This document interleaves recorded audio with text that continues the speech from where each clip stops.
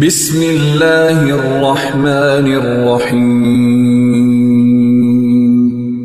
نحمده ونصلي ونسلم على رسوله الكريم وعلى آله الطيبين الطاهرين وعلى أصحابه أجمعين أما بعد فأعوذ بالله من الشيطان الرجيم بسم الله الرحمن الرحيم۔ چینل فہم قرآن و حدیث کے سلسلہ فہم قرآن میں خوش آمدید۔ آج ہم سورہ بقرہ کی آیت نمبر 20 پڑھنے اور سمجھنے کی سعادت حاصل کریں گے۔ دعا ہے رب کریم عمل کی بھی توفیق عطا فرمائے، آمین۔ یکاد البرق یخطف ابصارهم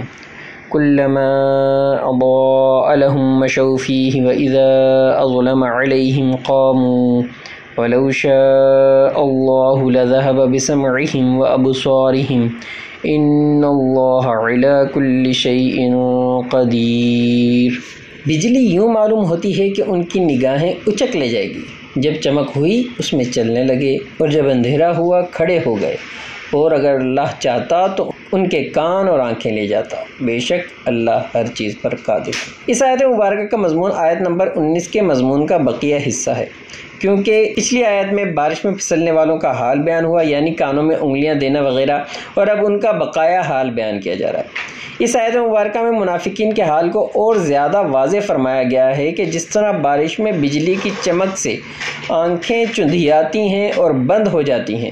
اور اس روشنی کے سبب مسافر کچھ چلنے لگتا ہے، لیکن جب اندھیرا ہو جاتا ہے تو پھر واپس رک جاتا ہے اور حیران و پریشان رہتا ہے کہ اب منزل مقصود تک کس طرح پہنچے کہ نہ آگے کا راستہ دکھائی دیتا ہے اور نہ واپسی کی راہ نظر آتی ہے۔ بالکل اسی طرح منافقین بھی ہیں کہ جب وہ نبی اکرم صلی اللہ علیہ وآلہ وسلم کے کھلے ہوئے معجزات اور قرآن پاک کی آیات دیکھتے اور سنتے ہیں تو مجبوراً تصدیق کرتے ہیں، جیسے کہ مسافر روشنی میں کچھ چل پڑتا ہے، لیکن پھر شکوک و شبہات کی تاریکی میں آ کر رک جاتے ہیں، لہٰذا ان کے دلوں کو سکون و قرار نہیں، بلکہ حیران ہیں کہ اسلام کو مانیں یا نہ مانیں، کیونکہ قرآن کی روشنی سے آنکھیں بند کرنا اور اس کا انکار کیے جانا بیکار ہے، اس سے بصیرت دور نہیں ہوتی، اور رب تعالیٰ چاہے تو ان کو اندھا بہرا کر سکتا ہے، کیونکہ وہی قادر مطلق ہے جو ہر چیز پر قدرت رکھتا ہے۔